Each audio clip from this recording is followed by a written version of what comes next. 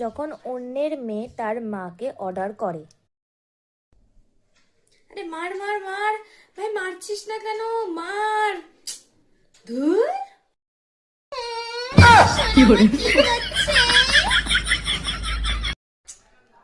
আরে মা, দেখছো তো আমার হাতটা কত ব্যস্ত, দেখছো তো আমি গেম খেলছি, আমি কি করে পারবো? দেখছো তোমার হাতটা কত ব্যস্ত, যাও আমাকে খাইয়ে দাও।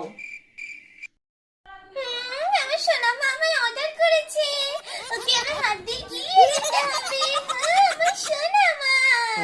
যখন আমি আমার মাকে কোনো কথা বলি। আমি পাই না কেন, কোথায় রেখেছি আমি?